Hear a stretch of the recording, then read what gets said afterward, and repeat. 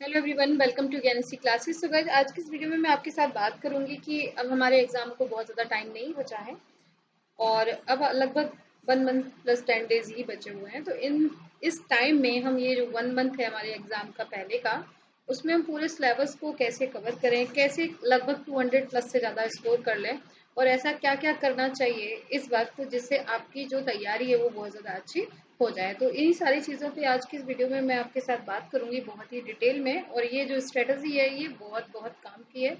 ये वो सभी लोग करते हैं जो बहुत ज़्यादा पहले से स्टडी नहीं कर पाते हैं। तो इन सभी ऐसे सभी लोगों के लिए ये जो स्टडी है वो काफ़ी यूजफुल है।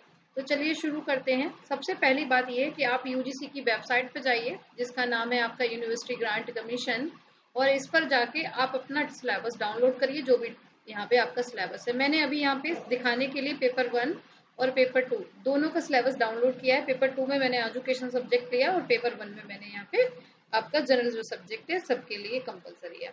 तो अभी गाइस क्या करना है कि आपको सबसे पहला काम है सिलेबस डाउनलोड करने के बाद आप ये देखिए कि जैसे सपोज हम बात करें यहाँ पे टीचिंग एप्टीट्यूड। तो टीचिंग एप्टीट्यूड में टोटल जो टॉपिक्स हैं इनमें से ऐसे कौन से टॉपिक हैं जो कंटिन्यूअस आपके एग्जाम में सबसे ज़्यादा पूछे जाते हैं।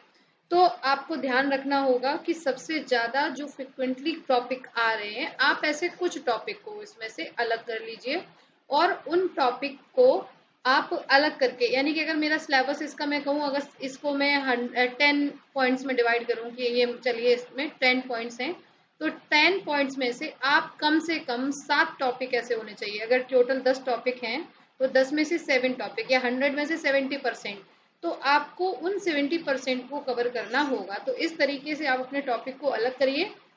अब आपको ये बात कैसे पता चलेगी कि कौन से टॉपिक कंटिन्यूस आपके एग्जाम में आ रहे हैं, तो उसमें मैं आपकी मदद कर सकती हूँ कि देखिए मैंने आज एक काम किया है सुबह बैठ के कि आपके लिए यहाँ पर एक फोल्डर तैयार किया है और ये मैं टेलीग्राम पे आपको दे दूंगी। इसमें मेरे पास लगभग मोर देन 20 सब्जेक्ट पेपर 1 को मैंने यहाँ पे कलेक्ट किया है। जैसे अगर हम बात करें यहाँ पर कि 1 मार्च को जो पेपर हुआ था वो और उसकी जो आंसर की है ये दोनों को मैंने कलेक्शन कर लिया है। तो आपको क्या करना है, इसको पेपर को आप कम से कम 10 से 15 पेपर जितने भी आप कर सकते हैं उन सभी पेपर्स को आप एनालिसिस करिए और एनालिसिस करके उन टॉपिक्स के नाम लिखते जाइए जो बार बार एग्जाम में पूछे जा रहे हैं। पहले पेपर में गाइज आपको थोड़ा टाइम लगेगा, पहले पेपर में तो टाइम लग सकता है, लेकिन जो दूसरा पेपर होगा उसमें टाइम नहीं लगेगा, तीसरे में और कम लगेगा, फिर नेक्स्ट पेपर में और कम टाइम लगेगा। तो इस तरीके से ये गाइज आपको खुद से यहाँ पर इस चीज़ को थोड़ा सा जब आप कर लेंगे कि यहाँ पर कौन से क्वेश्चंस हैं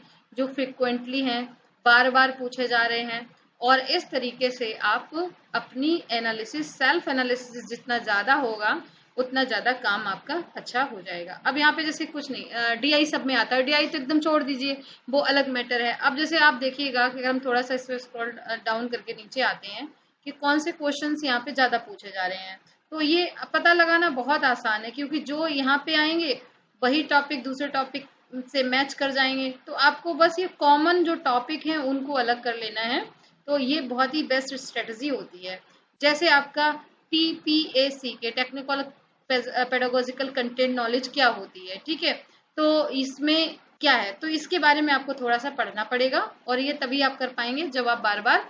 अब जैसे समेटिव इवैल्यूएशन क्या है, तो समेटिव इवैल्यूएशन पे हर बार क्वेश्चन आएगा ही आएगा, यानी कि रचनात्मक संकलात्मक का जो 4 तरीके होते हैं तो उनमें से किसी न किसी पे प्रश्न आना ही आना है।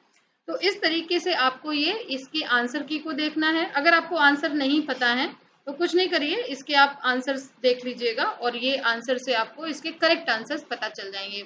अब इसमें कुछ टॉपिक आप छोड़ सकते हैं, डीआई छोड़ दीजिए, या जो भी आपको लगता है कि नहीं मुझे पूरा नहीं करना। जैसे अगर मैं 50 क्वेश्चंस की बात करूं कि 50 में से आप कम से कम 30 से 35 क्वेश्चंस तैयार करके रखिएगा जो एकदम प्रीवियस ईयर से रिलेटेड या प्रीवियस ईयर के क्वेश्चन पेपर में वो टॉपिक क्या होते हैं, रिपीट होते हैं। जैसे मैं समेटिव इवैल्यूएशन की बात करूं तो ये हमेशा रिपीट होने वाला टॉपिक है। अब जैसे ये different from being a normal distribution if a curve skewed on the right side, तो हम इसे क्या बोलते हैं, जैसे जब हम ये अपना कर्व बनाते हैं नॉर्मल डिस्ट्रीब्यूशन वाला, तो राइट साइड पे चला गया, तो ये तो एकदम से याद करने वाली है बात है, राइट पे चला गया तो क्या है, लेफ्ट पे चला गया तो क्या है, मिड में रहता है तब क्या होता है, मीन मीन मोडियन कहाँ पे पढ़ते हैं। तो इस तरीके से आपको यहाँ पर इस तरह से सारी चीजों को एक तरीके से एक रफ पेपर पे या अपने फेयर पेपर पे इसको टॉपिक वाइज जल्दी जल्दी से नोट करते जाइएगा कि ये जो टॉपिक हैं वो ज्यादातर एग्जाम में पूछे जा रहे हैं।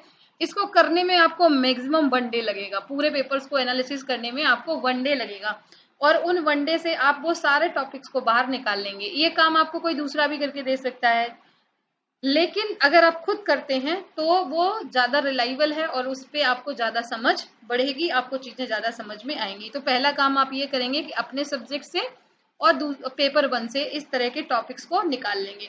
अब देखो पेपर 1 में गाइस टोटल 10 यूनिट्स है, और 10 यूनिट्स में टोटल 50 आपके क्वेश्चन आते हैं। तो हर यूनिट से मान के चलिए अगर 5 क्वेश्चन आ भी रहे हैं, तो अगर आपका कोई यूनिट बहुत ज्यादा खराब है, आपको एकदम से नहीं आता, तो उस पर बहुत ज्यादा पैनिक होने की जरूरत नहीं है। आप एटलीस्ट 40% सिलेबस भी तैयार करिए, 50 में से आप 40 भी करके आते हैं क्वेश्चन तो भी कोई प्रॉब्लम नहीं है। तो आपको ये देखना है कि अगर मुझे 50 क्वेश्चंस आ रहे हैं तो मैं उसमें से मैक्सिमम स्कोर कैसे करूं। तो मैक्सिमम स्कोर करने के लिए आपको एक तो ध्यान रखना होगा कि पेपर 1 में कम से कम आपके 35 क्वेश्चन जरूर सही होने चाहिए। तो 35 क्वेश्चन कैसे होंगे, उसके लिए हर यूनिट में से फ्रिक्वेंटली जो भी टॉपिक जो क्वेश्चंस आ रहे हैं बार बार, और सबसे ज्यादा आपको जो एनालिसिस करना है 2023 का पेपर करना। अगर आप कहेंगे तो मैं आपको 20 से लेके जो भी पेपर मांगेंगे वो सारे पेपर्स के सेट अवेलेबल करा दूंगी। अब ये सेट्स कहाँ मिल सकते हैं आपको, इसके लिए आप मेरा टेलीग्राम ज्वाइन कर लीजिएगा, और टेलीग्राम का ये जो ग्रुप है ज्ञानश्री का, यहाँ पे मैं आपको ये पेपर्स को सेंड कर दूंगी। अभी देखिए मैंने कुछ देर पहले स्टैटिक के सारे फॉर्मूलेस को यहाँ पे सेंड भी किया है। तो इसका लिंक जो है डिस्क्रिप्शन में दिया हुआ है। अगर आप यहाँ पे टेलीग्राम ज्ञानश्री सर्च करेंगे तो आप यहाँ पे सीधा पहुंच जाएंगे, जहाँ पे आपको ये जो सारी चीजें हैं वो मैं आपको भेज दूंगी। ठीक है, अब बात करते हैं हम यहाँ पे एजुकेशन सब्जेक्ट के बारे में। तो एजुकेशन सब्जेक्ट में आप देखेंगे कि इसका जो सिलेबस है वो टोटली 10 यूनिट्स में बटा हुआ है। तो इसके लिए भी आपको 2023 का ही पेपर देखना होगा, जो मोस्टली लोगों के पास है। अगर किसी के पास नहीं है तो आप मुझसे ले लीजिएगा। अब इस पेपर से आपको ये देखना है कि जैसे सांख्य दर्शन है, कैसा दर्शन है, सांख्य योगा, जिसपे कंटिन्यूस क्वेश्चन आता ही आता है। ऐसे ही आपका यहाँ पे प्रैग्मेटिज्म पे क्वेश्चन आता ही आता है हमेशा, एक आइडियलिज्म पे भी क्वेश्चन पूछ लेते हैं। तो कुछ टॉपिक हैं जैसे पाउलो फेरी है, तो पाउलो फेरी से हमेशा क्वेश्चन आएगा, चाहे कुछ भी हो जाए, पाउलो फेरी से एक न एक क्वेश्चन पूरे एजुकेशन में आ ही जाएगा। तो इस तरीके से आपको ये सारे जो टॉपिक हैं वो यहाँ पे निकालने होंगे और उन्हीं के ऊपर आपको अपनी प्रिपरेशन करनी होगी। अगर आप किसी यूनिट को पूरा 100% टाइम नहीं दे पा रहे हैं, पूरी 100% यूनिट कवर नहीं कर पा रहे हैं, तो आप ये देखिए कि 80% एक यूनिट का 80% कम से कम कवर कर लें। पेपर 1 में आप 70% भी कर लेंगे तो चलेगा, लेकिन पेपर 2 में आप यहाँ से 80% कम से कम चीजों को कवर करिए। 20% अगर आपकी कोई चीज छूट भी जाती है, उसमें भी गाइज एक चीज ध्यान रखिएगा कि ये चीज आपको समझनी होगी कि जैसे अगर मैं इस यूनिट को कवर करूं तो यहाँ से लेके ये एरिया मेरे लिए बहुत इंपॉर्टेंट है, हमेशा क्वेश्चन बनेगा, इसको आप नहीं छोड़ सकते। 80% 20% जो आप छोड़ेंगे। इसी तरीके से अगर मैं बात करूं, यहाँ पे हर यूनिट का अपना एक अलग तरीका है। अब जैसे इसका पार्ट सी ज्यादा इम्पोर्टेंट है, पार्ट बी ज्यादा इम्पोर्टेंट है, तो किस यूनिट का कौन सा पार्ट ज्यादा जरूरी है, कौन से पार्ट से ज्यादा क्वेश्चन आ रहे हैं, ये डीप एनालिसिस जब तक आप नहीं करेंगे तब तक आप बहुत अच्छा स्कोर नहीं कर सकते हैं।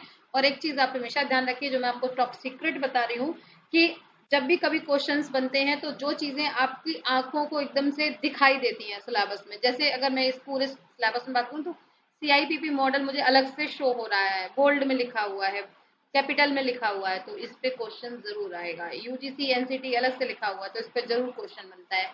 तो वो चीजें जो सिलेबस में आपको जैसे ये अलग से दिख रहा होगा, उन पे हमेशा क्वेश्चन जरूर बनता है। उन सारे टॉपिक को तो एकदम से मत छोड़िएगा। कोई मॉडल है, कोई ऐसी चीज है जो आपको सिलेबस में अलग से दिख जाएगी, ओपन करते ही उस यूनिट का वो क्या होता है, अट्रैक्शन होता है, तो ज्यादातर क्वेश्चन उससे तो जरूर बनाता है कोई भी एग्जामिनर होगा। जैसे अगर मैं ये करूँ यूनिट 8 की बात, तो ADI model, STR model, Dick and Carey का model, 5E model, CBT, ODL, ये तो सारे टॉपिक ऐसे हैं जो कुछ ना कुछ तो इसमें से आएगा ही आएगा। तो इस तरीके से अगर आप कवर करते हैं तो डेफिनेटली आपकी जो तैयारी है वो आप 200 प्लस स्कोर करेंगे। और ये मान के चलिएगा कि चाहे आप किसी भी सब्जेक्ट से बिलोंग करते हो, किसी भी कैटेगरी से बिलोंग करते हैं, आप जब तक 200 के आसपास स्कोर नहीं करते हैं आपका सिलेक्शन बहुत मुश्किल हो जाता है। तो इसलिए कोशिश ये करिए कि अगर हमारे 150 क्वेश्चंस आ रहे हैं तो एटलीस्ट 100 क्वेश्चन जरूर सही होने चाहिए। और 100 में से 35 क्वेश्चन तो आप सही करिए पेपर 1 से, एंड आप कम से कम 75 जो क्वेश्चन है वो आप 70 से 5 या 65 या 70 या 80, मतलब जो भी अपना है पेपर 2 और पेपर 1 में आप देख लीजिएगा कि किस में आप कितना कर सकते हैं। पेपर 1 में 30 से 35 कर सकते हैं और इधर आप यहाँ पे 65 से 70 के बीच में भी कर सकते हैं। ये आप पे डिपेंड करेगा कि आपका कौन सा पेपर ज़्यादा अच्छा है, कौन सा पेपर कम अच्छा है। आप बहुत एवरेज जो भी टॉपिक हैं आपके उनको आप थोड़ा और अच्छा कर लीजिएगा, और जो चीज़ें बिल्कुल ख़राब है जैसे बिल्कुल नहीं आती उसको ऐसा कर लीजिए कि अगर हमारा 1-2 क्वेश्चन तो उस यूनिट से डेफिनेटली हो जाना चाहिए। एकदम से ये मत सोचिएगा कि 100 का 100% मेरा कवर हो जाए, मैं 100% फोकस कर लूँ, तो दैट्स नॉट पॉसिबल। तो 1 मंथ है, और 1 मंथ की जो तैयारी है, जो भी हम बिफोर 1 मंथ पढ़ाई करते हैं वो बहुत ही आप कंसंट्रेट होके करिएगा। आई होप कि आपका फॉर्म भर गया होगा। लास्ट डेट तक फॉर्म का भी वेट मत करिएगा जिससे हमेशा टेंशन रहती है। एजुकेशन सब्जेक्ट का पेपर आप मान के चलिए कि सेकेंड फेज में ही होगा, तो आपको वहाँ पे 10 डेज और मिल जाते हैं दिसंबर में। तो इसलिए बिल्कुल निश्चिंत होके अच्छे से पढ़ाई करिएगा।